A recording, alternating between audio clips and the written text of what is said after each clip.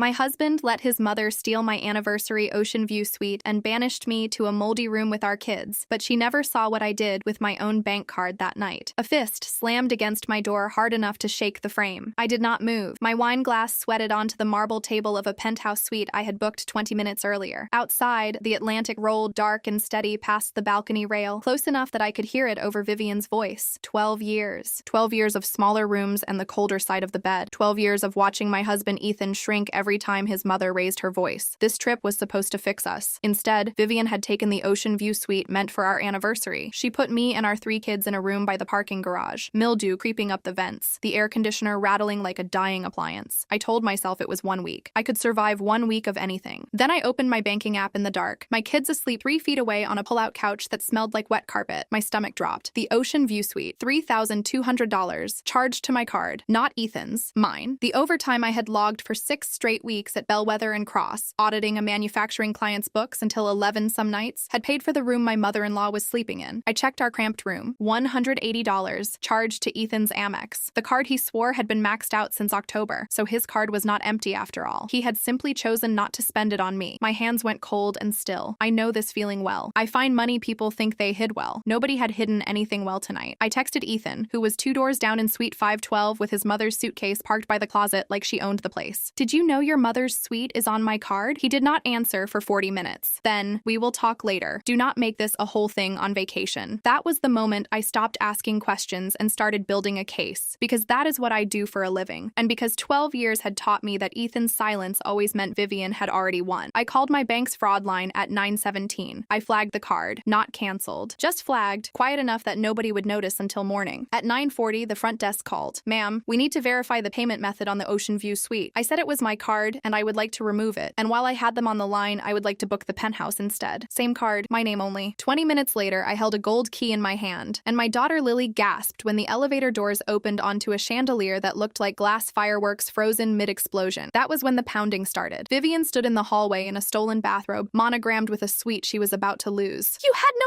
right!" she screamed, loud enough that a couple 2 doors down opened their door to watch. "I told her it was my card. Ethan gave me that room," she snapped. "Ethan gave you my money," I said. "There is a difference. I can show you the statement." She did not want the statement. People who never answer for anything never do. Ethan appeared behind her in his resort slippers, pale, silent, useless. "Can we not do this in the hallway?" he said, to no one in particular, the way he always said things to no one in particular when his mother was in the room. I told them both calmly that I would be calling a divorce attorney the moment we landed in Columbus. Vivian laughed, sharp and ugly. "You think a judge cares about a hotel room?" "No," I said, "but a judge cares about a pattern. And this is not the first time." I did not know in that hallway how true those words were about to become. I only knew I was tired of being the last one to find things out. "My name is Dana Marsh. I go by Ellison at work, my maiden name, a small rebellion Vivian never forgave me for. I was 36 that June, a senior forensic accountant at a firm called Bellwether and Cross in Columbus, Ohio. I spend my days finding the seams in other people's numbers, the places where a story does not match a statement. I am good at my job. I have testified in 3 embezzlement cases and never once lost my composure on the stand. It is a strange thing to be excellent at reading fraud for a living, and to have missed it for 12 years in my own house. Ethan and I married on June 14th at Whitmore Chapel, a small stone building on the edge of Columbus with ivy on the windows and folding chairs that Vivian complained about for a decade afterward. She had wanted the cathedral downtown, 300 guests, a band instead of a string quartet. We had 90 guests and a string quartet, because that was what we could afford and because it was what I wanted. Vivian never let it go. She brought it up at our 5th anniversary dinner, at Owen's christening, at a random Tuesday phone call about nothing in particular. "You could have had a real wedding," she told me once, "if you had just waited a year and let us help." Help, in Vivian's language, always came with strings load-bearing enough to hold up a house. Ethan was 26 when we married, sweet and easily flattered and terrified of his mother in a way I mistook, in those early years, for simple politeness. He was an only child until his sister Paige came along 9 years later, born when Vivian's husband Frank was already sick with the heart condition that would kill him. Frank died when Ethan was 22. I never met him. By the time I came into the family, Vivian had spent 4 years as the only adult steering a household, and she steered it the way she steered everything else, by deciding what was best for everyone and daring them to disagree. The kids came fast once we started. Lily first, then Owen 2 years later, then Mia. Our surprise, when Lily was 6. 3 kids on a combined income that looked comfortable on paper and felt tight in practice, especially once Vivian discovered that grandchildren were an excellent delivery system for guilt. She called every Sunday. She showed up on Wednesdays sometimes, unannounced, letting herself in with a key Ethan had given her without asking me. I found out about the key when I came home from a late audit and found her reorganizing my pantry. I stood in my own kitchen that afternoon, work bag bag still on my shoulder and asked her, as calmly as I could manage, why she had a key to my house. She looked at me like I had asked something rude. Ethan gave it to me for emergencies, Dana. I did not think you would mind. I did mind. I minded quite a bit. But when I brought it up to Ethan that night, he sighed the particular sigh he reserved for any conversation involving his mother, the sigh that meant he had already decided I was the unreasonable one before I finished the sentence. She's 62, Dana. She just wants to feel useful. Can you let her have this? I let her have it. The key stayed on her ring for the next 9 years. Through 2 of our house moves, through a security system installation Ethan insisted was unnecessary because, in his words, it's just my mom, and through countless afternoons where I would come home from a 12-hour audit to find my spice rack alphabetized in an order I had not chosen and would never have chosen, cabinet doors rehung the way she thought made more sense, my children's rooms rearranged because Vivian believed the furniture in a child's room affected the child's sleep. Small things, individually forgivable things. I forgave every single one of them because that is what you do when you love a man who cannot say no to his mother. You learn to say yes on his behalf over and over until yes becomes the only word you remember how to use with her. The incident that should have told me everything happened 5 years ago, the spring after Owen turned 3. Vivian called Ethan in tears, said her hip needed surgery, said the specialist she wanted was out of network and would cost $8,000 she did not have. Ethan came to me that night with the number already decided in his head. We had $8,200 in savings, set aside for a kitchen renovation we had been planning for 2 years. He asked if we could lend it to his mother. Lend, he said. She will pay us back once her insurance reimburses her. I said yes, because saying no to Ethan about his mother's health felt monstrous, and because I did not yet understand that Vivian's crises had a way of arriving exactly when she needed leverage. We wired the money. Vivian had her surgery at a hospital 40 minutes from her house, and 18 months later, at a 4th of July barbecue, I overheard her telling her friend Carol that the hip replacement had been elective, that her doctor had told her she could have waited 5 years, that she had just gotten tired of the ache. She never mentioned insurance reimbursement again. The $8,000 was never repaid. When I brought it up to Ethan, gently, he said, "She is my mother, Dana. Let it go." I let it go. I told myself it was a loan I had chosen to give, not a theft I had failed to notice. I was wrong on both counts, and it would take me 5 more years and a hotel hallway in Florida to understand exactly how wrong. That was the pattern, once I learned to see it. Vivian created a crisis, Ethan solved it with money that was half mine, and I was expected to feel grateful for the privilege of funding my mother-in-law's comfort. It never looked like theft in the moment. It looked like family. That was the whole trick of it. There was a car, too, the year before the hip surgery, a story I only understood in hindsight once the pattern had a name. Vivian fainted at a grocery store on a Tuesday afternoon. Dehydration, the doctor said. Nothing more. But by the time she called Ethan that evening, she was describing it as a warning sign. Something about her heart. Something about being alone too much. Something about how a woman her age should not be driving a car with 140,000 miles on it, in case she ever fainted again behind the wheel. Ethan co-signed a loan for a new Buick within the week. $412 a month for 5 years. Money that came directly out of our joint account because his individual account, he told me, could not cover the payment on its own. I did not fight that one either. I remember thinking at the time that it was simply what good sons did for aging mothers. And it took me years to notice that Vivian's health only ever seemed to falter in ways that resolved themselves the moment money changed hands. The birthday party told me something similar, though it took me longer to see it as part of the same pattern. Lily turned 5 in April, and I had planned a small party at our house, a bounce house rental, cupcakes from the bakery on High Street, 12 kids from her preschool class. Vivian called 4 days before to ask what she could bring. I told her napkins would be lovely. She showed up instead with a rented petting zoo, 2 llamas, and a miniature pony standing in our backyard. $600 of animals nobody had asked for, charged, I would later learn, half to a shared family credit card Ethan had set up years earlier for what he called household emergencies. When I asked him about the charge, gently, at 11 that night after the guests had gone home, he told me I should be grateful, that his mother had gone out of her way to make Lily's birthday special, that I was making this about money when it should have been about our daughter's happiness. I dropped it, the way I had learned to drop things, and told myself the $600 did not matter, that a grandmother's generosity was not something to audit. 2 weeks later, at a family dinner, Vivian told her sister, in front of me, that she sometimes wondered if Dana even wanted her involved in the children's lives at all, that she had learned to just do things herself because asking permission always turned into an argument. I had asked her for napkins. That was the entire argument. But by the time she finished the story, 3 relatives were looking at me with the particular sympathy reserved for a woman who has apparently wounded a saint, and I understood, watching their faces, that Vivian did not need facts to win a room. She only needed to speak first, and speak with enough hurt in her voice that the facts arrived too late to matter. I want to be honest about my own blind spots here, because it is easy to tell this story as though I saw everything coming and simply chose not to act. I did not. I loved Ethan. I loved the version of him that existed before his mother walked into a room, the version who used to leave notes in my lunch bag during our engagement, who cried at Lily's birth harder than I did. That man still surfaced sometimes, in quiet moments, late at night, on long drives. I kept waiting for him to become that man permanently. I spent 12 years waiting for a husband who kept excusing himself the moment his mother mother raised her voice, and I called that waiting patience, because the alternative was admitting I had built a life on a foundation I had never actually tested. The anniversary trip to Amelia Island was supposed to be the test. I had planned it for 4 months, a week at the Windermere Shoals Resort in Fernandina Beach, an ocean view suite I had researched and booked and paid a deposit on myself. I told Ethan this was for us, that his mother did not need to come this time, that 12 years deserved 1 week without Vivian's opinions threaded through every dinner. He agreed. Then, 3 weeks before the trip, Vivian mentioned she had never seen the ocean, not once in 67 years, and Ethan came to me with that same decided look in his eyes he'd had about the hip surgery. Just this once, Dana. She will get her own room. It will be good for the kids to have her there. I said yes again. I have spent a long time since then wondering why I kept saying yes, and the honest answer is that saying no to Vivian, even indirectly, cost more than the yes ever did. Ethan would not fight her. He would only fight me, quietly, with silence and disappointment, until I gave in. It was easier to give in first and skip the part where he made me feel guilty for resisting. I did not know, when I booked her a standard room 3 floors below ours, that Vivian had already called the resort herself 2 days before check-in and requested an upgrade, or that the front desk, seeing the Marsh name and a room already tied to a Marsh reservation, had simply moved the charge onto whichever card was already on file for incidentals. Mine. Nobody asked me. Nobody needed to, apparently, because in this family, my money had always been treated as a shared resource, and my say in spending it had always been optional. Which brings the story back to that hallway. Vivian in her stolen robe, Ethan in his slippers, me holding a gold key card that finally, for one night, put me somewhere she could not simply walk into. The next morning, the real work began, and it was not the kind of work Vivian was prepared for. I did not confront her again that week. I did not need to. I had learned, over a decade of forensic audits, that the worst thing you can do to someone who is used to controlling a narrative is to stop arguing and start documenting. I spent the rest of the trip photographing every receipt the resort would show me, every folio, every charge that had quietly migrated onto my card without my consent. I smiled at family dinners. I let Vivian believe the penthouse had been a one-time tantrum, a woman losing her temper over a hotel room and nothing more. She had no idea I was already 3 steps ahead of her, because Vivian had never once, in 12 years, imagined that I might be smarter than her son. Quick pause from the story. If you enjoy these stories, consider taking a listen to our Spotify show linked in the description for early access to new stories in better audio quality. Now back to the video. We flew home on a Sunday. By Tuesday, I had called Malcolm Aid, a forensic accountant 2 offices down from mine at Bellwether and Cross, a man with 20 years of experience finding money that other people believed was invisible. You cannot audit your own marriage, he told me over coffee, not unkindly. You are too close to the numbers. Let me look instead. I gave him access to our joint checking account, our joint savings, and the credit card statements going back 2 years. I told him what I suspected but could not yet prove, that money had been moving out of our accounts toward Vivian in amounts too small to notice individually and too consistent to be coincidence. It took him 9 days. He called me into a conference room on a Thursday afternoon and spread 2 years of statements across the table like a hand of cards he was about to win with. 11 transfers, he said. Look at the amounts. $480, $610, $395, $720. Never round numbers, never the same amount twice. He tapped one transfer dated the exact week Ethan had told me our savings account was empty, the week he claimed his Amex was maxed, and we needed to cut back on the kids' summer camp. $11,940 total, moved out of our joint accounts over 24 months. Every single transfer landing just under the threshold that would have triggered an automatic flag on our bank's fraud monitoring software. He knew the threshold, Malcolm said, tapping the table for emphasis. That is not an accident. That is someone who understands exactly how the system watches money and how to stay underneath it. I did not go straight to a lawyer. I want to be honest about that too, because the version of this story where I moved directly from spreadsheet to subpoena skips over the part where I still, even then, tried to handle it like a wife instead of an accountant. I brought the numbers to Ethan first, on a Saturday morning in our kitchen, laid Malcolm's summary flat on the counter between the coffee maker and a bowl of cereal Owen had abandoned half-finished. I asked him to explain the transfers. He looked at the paper for a long time without touching it. It's not that much money, Dana, he finally said, which was its own kind of answer, because $11,940 had apparently become, in his mind, a number too small to justify a conversation. I told him it was not about the amount. It was about 2 years of him deciding, quietly, without me, what happened to money we had agreed to earn and spend together. He said I was making it bigger than it was. He said his mother was going through a hard time financially since Frank's pension had been reduced the year before, and that helping her, in whatever amounts, in whatever timing, was simply the right thing to do. I asked him why. If it was simply the right thing to do, he had never once mentioned it to me. He did not have an answer for that. He had a lot of things that Saturday morning: defensiveness, irritation, a slow, simmering anger that I was somehow making this difficult, but he did not have an answer. I gave it a week. I told myself a week was reasonable, that maybe he needed time to sit with what I had shown him, to come back with something better than it's not that much money. Instead, on the following Thursday, Vivian appeared at my office unannounced, standing at the reception desk of Bellwether and Cross in a cardigan and an express expression I had learned over 12 years to recognize as performance. She told the receptionist she was my mother-in-law and it was a family emergency. I came out to the lobby to find her dabbing at her eyes with a tissue, telling anyone within earshot that she did not understand why I was trying to destroy this family over a hotel room. My blood pressure has not been right since that trip, she told me, loud enough for two of my colleagues to hear from the break room. Dr. Holloway is worried about my heart, Dana. Is this really worth my health? I did not raise my voice in my own lobby. I told her quietly that this was not the place for this conversation